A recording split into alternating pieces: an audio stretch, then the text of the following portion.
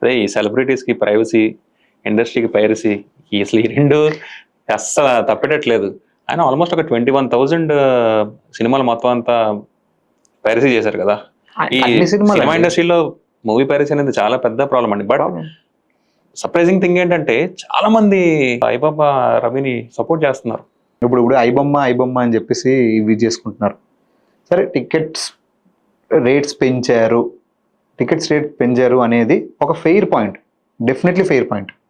Okay, 1,000 రూపాయలు అన్నారు. 1,000 రూపాయలు సినిమా టికెట్లు ఎక్కడ ఉన్నాయండి? నాకు ఎక్కడ కనిపించలేదు, నాకు ఎక్కడ కనిపించలేదు.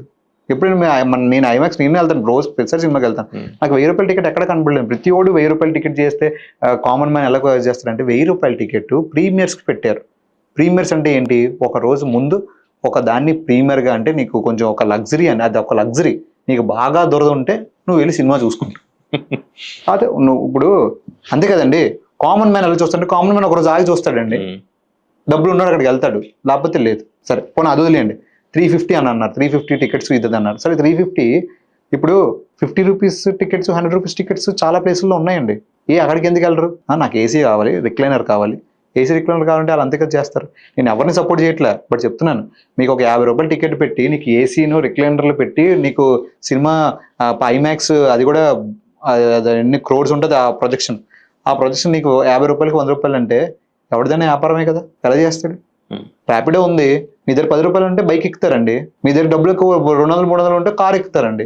అంతేగాని అలా పెంచారని చెప్పి ఐబొమ్మ నేను ఇదేంటి పైరసీని ఎంకరేజ్ చేస్తాను, పైరసీలో మేము ఉన్నాము, మీరు చూడలేదా, ఇది చూడలేదా అంటే అది రైట్ కాదు కదా. It's not justified to do, it's crime అండి. పైరసీ అనేది క్రైమ్. దాన్ని ఎలా సపోర్ట్ చేస్తారు? సరే అయిపోయింది, పోనీ సరే మీరు అలా సపోర్ట్ చేస్తారు, మీ సైడ్ నుంచి మీకు ఏవో బోల్డ్ పాయింట్లు ఉన్నాయి, అన్ని మీకు మీరు జస్టిఫికేషన్ చేసుకుంటున్నారు. ఇప్పుడు ఈ రోజు నేను ఒక సినిమా తీసాను, నాలాగా చాలా మంది తీసారు. ఆ సినిమాలన్నీ ఒక రోజులో మీకు ఐబొమ్మలోకి వచ్చేస్తుంది. ఇప్పుడు పొద్దున్న మీరు సినిమాలు తీయడం ఇప్పటికి చాలా వరకు వెళ్ళిపోతుంది. 60% ప్రొడ్యూసర్ పోతున్నారు, అయిపోతుంది. ప్రొడ్యూసర్లు అందరూ సినిమాలు ఆపేస్తారండి, సినిమాలు తీయడం ఆపేస్తారు. ఆపేసిన తర్వాత ఏం చూస్తారు మీరు? ఐబొమ్మలో సినిమాలు వస్తాయా? ఐబొమ్మ రవి ప్రొడ్యూస్ చేస్తాడు, వచ్చి అప్పుడు ఏం చూసుకోవాలి? యూట్యూబ్లో షార్ట్ ఫిల్మ్ చూసుకోవాలి. ఇంకా అయ్యి కదా ఫ్రీగా వస్తుంది, మీకు అన్ని ఫ్రీ కావాలి కదా. మా పోస్టర్లు ఫ్రీగా వేయరండి. పోస్టర్ లోడ్ కూడా పోస్టర్లు డబ్బులు తీసుకుంటారండి. మైదా పిండి డబ్బులు కూడా సినిమాకి రాలేదంటారు. అంటే మైదా పిండికి ఎంత డబ్బులు అవుతాయి అనేది మీరు అర్థం చేసుకోండి. పోస్టర్ డబ్బులు అంటే మేమేమో డబ్బులు పెట్టడానికి దానికి డబ్బులు పోస్టర్లు పెట్టాలి, ఎవరికి ఆడికి భోజనాలు పెట్టాలి. ఇంకోటి చెప్తానండి, ఏ ఇండస్ట్రీలో లేని చెప్తాను చూడండి. ప్రతి ఇండస్ట్రీలో వాళ్ళు ఇప్పుడు ఎగ్జాంపుల్ మీరు ఒక జాబ్ చేసుకుంటున్నారు, ఇంకో జాబ్ చేసుకుంటున్నారు. వాళ్ళ పర్సనల్ లైఫ్లో ఏదైనా అయితే ఎవడంటే పెట్టుకుంటాడు?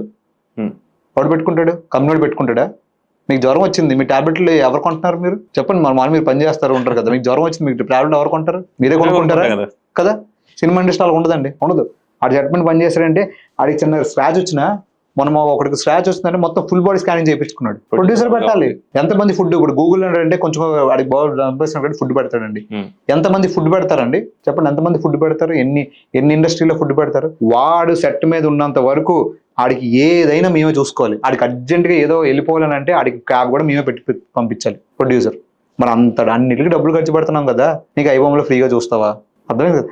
ఏమనంటే ఏమంటారు, 100 కోట్లు రెమ్యునరేషన్లు పెంచారు. రెమ్యునరేషన్లు ఆర్టిస్టులు చేస్తారండి, రెమ్యునరేషన్లు ఆర్టిస్టులు తీసుకుంటారు.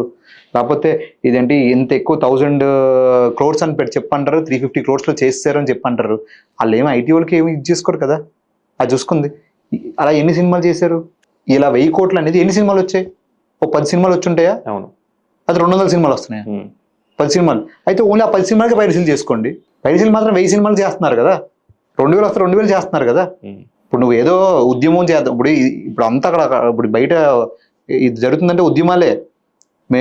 మీరు టికెట్లు పెంచేస్తే మేము ఎలా రావడానికి వద్దని అంటే, టికెట్లు దేనికి పెంచారు? పెద్ద సినిమాలకు పెంచారు. ఎందుకంటే పెద్ద సినిమాలకి పెద్ద రేంజ్లో అవుతున్నాయి కాబట్టి, ఆర్టిస్టులు తీసుకుంటున్నారు కాబట్టి, ఆర్టిస్టులు డేట్లకి మాకు ఇవ్వాల్సి వస్తుంది.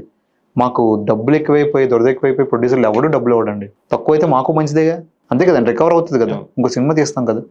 ఈ యాంగిల్లో ఎవడో ఆలోచించారు, ఎందుకంటే ఆడు సినిమా తీయలేదు కాబట్టి. అలా అన్నోడు అందరితో ఒకసారి ఎక్కువ కూడా వద్దు, ఒక 50 లక్షలు వచ్చి అరే సినిమా తీరా, ఆ 50 లక్షలు మళ్ళీ బ్యాక్ తీసుకొచ్చి అని చెప్పి చూపిస్తే సరిపోద్ది. ఈజీ కామెంట్లు చేయడం, వచ్చి పని చేసినోడికి తెలుస్తుంది అనమాట. ఒక సినిమాని చంపేస్తే సినిమా వెనకాల ప్రొడ్యూసర్ పోతాడు. ప్రొడ్యూసర్తో పాటు ఇప్పుడు మీరు సోకాల్డ్ లైట్ మ్యాన్ అనో, లేకపోతే మేకప్ అనో, లేకపోతే ఏదైనా డైలీ వేజర్, మీరు ఏమంటున్నారు? ఒక డైలీ వేజర్ టికెట్ తీసుకోలేకపోతున్నావు అంటున్నారు. మరి ఇంకో డైలీ వేజర్ని చంపేస్తున్నావు కదా నువ్వు అవును. సినిమా లేకపోతే. అవును. ఎంతమంది కష్టపడతారు తెలుసండి. రోజుకి ఒక సెట్ మీద 150 నుంచి 200 మంది ఉంటారు. అది ఒక మీడియం రేంజ్ సినిమాకి.